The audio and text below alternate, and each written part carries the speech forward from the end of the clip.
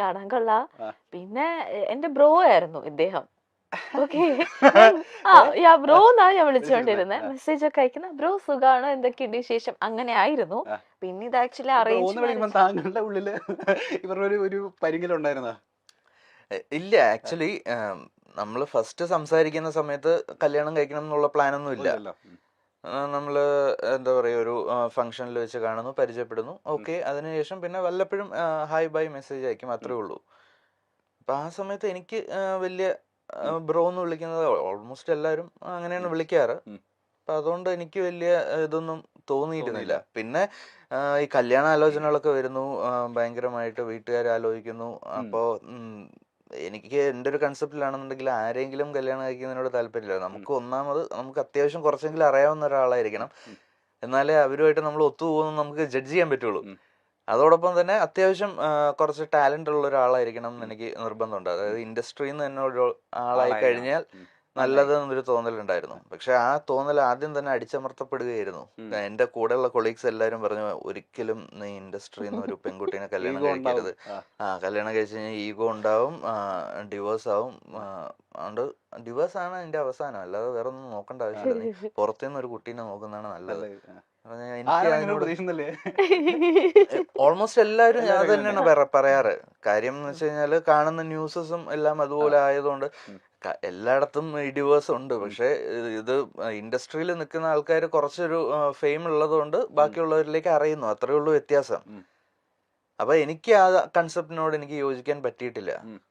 നമുക്ക് wave length ഉള്ള ഒരാളെ കിട്ടിക്കഴിഞ്ഞു കഴിഞ്ഞാൽ അയാൾ സെയിം ഇൻഡസ്ട്രി ആണോ അല്ലയോ എന്നുള്ളത് ബാധകമല്ല. ഈഗോ ഒക്കെ നമുക്ക് അഡ്ജസ്റ്റ് ചെയ്ത് കൊണ്ടുപോകുന്നതേ ഉള്ളൂ. അപ്പൊ അതുപോലെ തന്നെ ഇങ്ങനെ സംഭവിച്ചു പോകുന്നുണ്ട് ഇപ്പൊ. മൃദുല, ഞാൻ ചോദിക്കട്ടെ, ഇപ്പൊ ബിഫോർ ആൻഡ് ആഫ്റ്റർ ഇംപ്രഷൻ വന്ന മാറ്റം എന്താണെന്ന് ചോദിച്ചാൽ എന്താ പറയാ? അതായത് മുന്നേ നമ്മൾ വിചാരിച്ചു വെച്ചിരുന്ന കുറെ കാര്യങ്ങൾ ഉണ്ടായിരിക്കുമല്ലോ കല്യാണത്തിന് മുൻപ്, കല്യാണത്തിന് ശേഷം ഉണ്ടായ ഇംപ്രഷൻ എന്തൊക്കെയാ? മുന്നേ ഉണ്ടായിരുന്ന ഇംപ്രഷൻ എന്തായിരുന്നു? ലൈക്ക് ആളെ പറ്റിയിട്ട് ഇതേപോലെ ഈ ജാട എന്നുള്ളത് ജാടയാണല്ലോ എന്നുള്ളൊരു തോന്നലുണ്ടായിരുന്നു. പിന്നെ കല്യാണം കഴിഞ്ഞതിന് ശേഷം ആളെ കൂടുതൽ മനസ്സിലാക്കാൻ പറ്റി. അതാണ് ലൈക്ക് ഭയങ്കര ലവബിൾ ആയിട്ടുള്ള ഒരാളാണ്, ഭയങ്കര കൂളാണ്. എത്ര ദേഷ്യപ്പെട്ടാലും തിരിച്ച് റിയാക്ട് ചെയ്യില്ല. സോ അതുകൊണ്ട് എനിക്ക് പറയാം, എന്തും പറയുന്നത് ഭയങ്കര കൂളായിട്ട് ഇതങ്ങ് എടുക്കും. അതൊക്കെ തന്നെയാണ് ആക്ച്വലി കൂടുതൽ മനസ്സിലാക്കാൻ പറ്റി. മറ്റേ ജാഡ എന്നുള്ള ആ ഒരു ഇംപ്രഷൻ മാറിയിട്ട് അതല്ല ക്യാരക്ടർ എന്നുള്ളത് മനസ്സിലായി. അണ്ടർസ്റ്റാൻഡിങ് പീപ്പിൾ ആയിരുന്നു.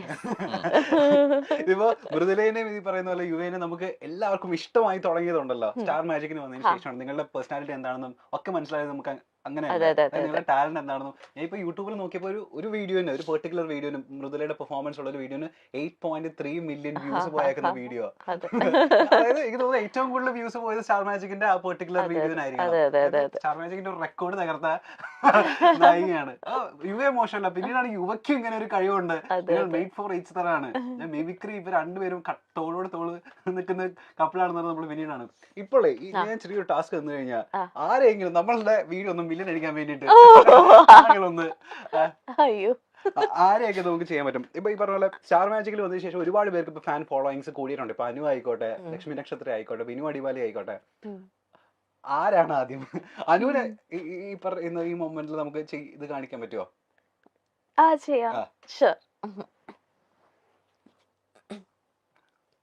ഇത് ഞാൻ എന്തിരടി നീ പറയണത്? കുറെ നേരമായിട്ട് ഞാൻ നോക്കുന്നുണ്ടടി. നീ ഇത് കണ്ട, ഈ ഫോട്ടോ നീ കണ്ട?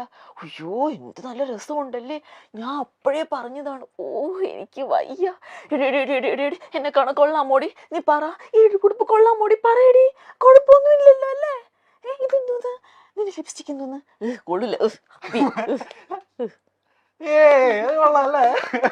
ഏതാണ്ട് ഇതുപോലെയൊക്കെ തന്നെയാണ് ഫ്രെയിമിൽ നമ്മള് അതിനെ കാണുന്നതല്ലേ? അതിന് ഈ പറഞ്ഞ ഇതൊന്നുമില്ല, ഫേക്ക്നെസ് ഒന്നുമില്ല. ആളെങ്ങനെയാണോ അതുപോലെ തന്നെ.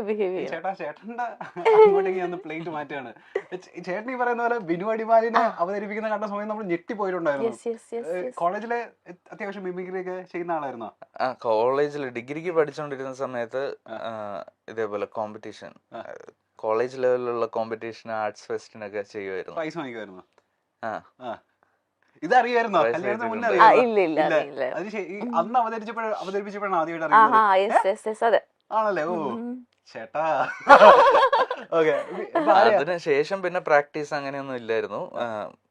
അന്ന് എന്തോ അങ്ങനെ തോന്നി, കുറച്ച് സൗണ്ടുകളൊക്കെ ചെയ്തപ്പോൾ ഓക്കെ ആയിട്ട് തോന്നി, അങ്ങനെ പിന്നെ കയറി പെർഫോം ചെയ്തതാണ്. അപ്പൊ ഞാൻ ചോദിക്കട്ടെ, മിമിക്രി ഉണ്ട്, മാജിക് ഉണ്ട്, മെന്റലിസം ഉണ്ട്, ഡാൻസ് ഉണ്ട്, പാട്ടുണ്ടെന്ന് ആരോ പറയുന്നത്? പാട്ടുണ്ട്, സകലവല്ലഭൻ. എന്താ ചെയ്യാ? ഡാൻസ് അത്രക്കില്ല. റീൽസിലൊക്കെ നമ്മള് ഡാൻസ് കളിച്ച് ഏതൊരു കൊറിയോഗ്രാഫറിന്റെ കൂടെയുള്ള ഡാൻസ് ഒക്കെ നമ്മൾ കണ്ടിരുന്നു റീൽസില്. ഒന്നും മോശമല്ല. ഇപ്പൊ നമ്മൾ ആരെയാ ചെയ്യാൻ പോകുന്നത്? ഇപ്പൊ വിനിച്ചേട്ടന് ചെയ്യാ, നന്നായിട്ട് ചെയ്യും. ബിനിച്ചേട്ടന്റെ വിനിച്ചേട്ടൻ, നോബിച്ചേട്ടൻ, അവരൊക്കെ അത് മതി. ഓക്കെ ഓക്കെ, ജസ്റ്റ് ഒന്ന് ട്രൈ ചെയ്ത് നോക്കാം. അത്രേ ഉള്ളൂ. എന്റെ പൊന്നടാവേ, ഞാനവിടെ വന്ന് ഇരിക്കുമ്പോണ്ടല്ലോ ഇന്റർവ്യൂവിന്, എന്റെ എതിരെ എന്നെ പോലെ വേറൊരുത്തൻ. അപ്പൊ ഞാൻ ആലോചിക്കുക, ഇവനിത് എവിടുന്നാടാ എന്റെ പൊന്നെ വന്നതെന്ന്. ഇങ്ങനെയൊക്കെ പറഞ്ഞിട്ട് പരിപാടിയും ചെയ്തിട്ട് പോവാനായിട്ട് പറ്റുമോ? നീക്കൊന്ന് ആലോചിച്ച് നോക്കിയത്, ഇവിടെ എന്താ സംഭവം നടക്കണേന്ന്.